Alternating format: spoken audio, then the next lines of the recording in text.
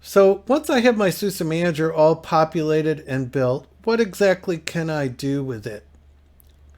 So here you can see my instances, and I've actually created a system group called AWS that highlights my AWS systems. And you can see I have a number of them, and they have different symbols next to them. So this one actually has a rocket because it started its life as SLES 12 SP4 for SAP, and I am choosing to upgrade it now to SLES 15 SP3. So I'm looking at this instance in my cloud console, and I want to be able to see what it's doing while it's doing this upgrade. And you can see that, in fact, behind the scenes, it's performing this upgrade on my system. And I can refresh this screenshot and see it continuing to finish the upgrade. So one of the things you can do in SUSE Manager, whether it's in the cloud like this one or on premises, is upgrade between major versions of the operating system. I already have SLES 15 SP3 for SAP system here. This SLES for SAP Prod 5 is already running that production SLES 15 SP3.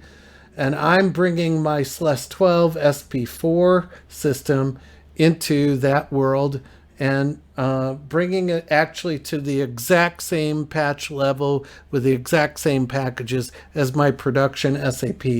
And I'm doing that in the cloud using SUSE Manager with a proxy. Now, we haven't talked about proxy yet. A proxy server has this symbol of a globe next to it, and that means that it's acting as a proxy for other systems. So I really only need to map my firewalling or my network security from the clients to this proxy that's sitting on the same subnet as the rest of my clients in this case, or certainly same network, so it's reachable. And my content then is cached inside of this box to be delivered to the local clients, in this case on AWS US East 2 subnet, or a certain subnet that I'm running. And here, this box you can see is acting as a proxy for these systems. So all of these systems, whether they be Amazon Linux 2, Oracle Linux 8, SLES 12 SP4, SLES 12 SP5 for SAP, or whatever I need to in supported clients, can be connected back through this SUSE Manager Proxy that I have set up in the cloud. If my server is in the cloud and I only have a few clients and they're all close by, then I don't necessarily need a proxy, but it does help you to scale the system and apply it more broadly. So these are all in my public cloud and they're all pointing to that proxy. Now, let's say I want to add a new system to my SUSE Manager managed host that is in Amazon. So I'm going to add a new cloud system with bootstrapping here. Now I can do it en masse with scripting, but in this case, I'm going to add a single Ubuntu system that I have in my portfolio. So here's my Ubuntu instance that I want to add. It's Ubuntu 2004, and this is its name. So I'm going to go to my SUSE Manager server, and as long as this is reachable via FQDN or by hostname, I can put that in, and I put my port number. I specify the cloud user for Ubuntu because this is the way the Ubuntu images are built in the cloud with that cloud user Ubuntu. And I use the same SSH private key that I specified when I created the virtual machine to start with. So I've named it the host. I've told it what key to use. Now I want to create what's point it to what's called an activation key. So when you register a system to SUSE Manager, you have the ability to assign it software channels, to assign it configuration channels, to make it a member of a group, to do a number of things with this system. So we're going to go ahead and bootstrap this system. Now, in order for it to work, I've got to be able to have port 22 open between my SUSE Manager server and this instance. So we're going to go ahead and click on bootstrap, and my system is bootstrapping and waiting for a response. What actually happens is it connects to this system and installs a salt minion binary for it to be able to communicate and be a client of the SUSE Manager server. So I can either do it with this bootstrap methodology, and I have to have port 22 open, or I can install it using a bootstrap script on multiple systems, or integrate that into my deployment processes and have the salt minion binary pre-installed on my systems and simply point them back to my server. So now you can see it's turned green and said that my system has bootstrapped successfully.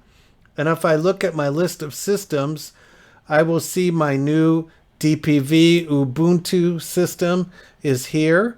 It's going through varying setup processes. So one of the things it does when it onboards, it does a hardware inventory. It applies a set of states that bring it into my SUSE Manager server, assigning channels, ensuring that certain packages are installed, ensuring the certificate is exchanged properly for me to have secure communication with this device. And you can see it going through this process. And as it does, each of these things will give me a status returned.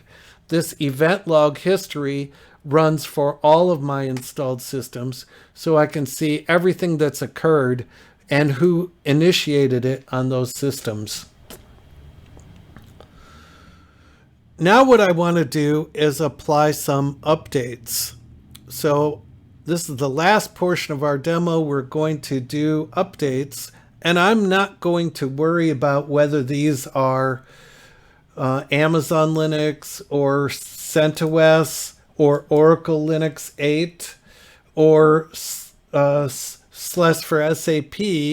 I have a maintenance window open when I want to apply updates. So I've selected these 4 systems, and I'm going to join them to a system group. System group is like a tag. So I'm going to configure my group membership for this group of systems. We're going to add them to the group update everything. So I'm going to alter my membership and confirm it, and now it will join these systems to the update everything group. When I look at the update everything group now, you can see I have 4 systems joined to it, and here they are, the ones that we selected. I have a special state that's configured with this group called upgrade everything. So if I look for up, you can see I have upgrade everything. Here is what that configuration channel does. It lets me upgrade everything on this system, and if needed, it will initiate a reboot for these devices.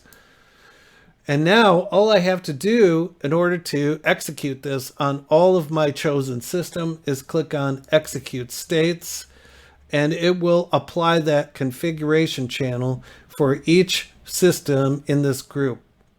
Optionally, if I wish to schedule it in a maintenance window instead of immediately, I can click on Apply System States and schedule a high state, which is essentially all the states that I have specified for that system to occur at any point in the calendar, whether that's today, tomorrow, over the weekend, or within a maintenance window. And now I can see on each of these systems that I've applied that I've got a job in progress.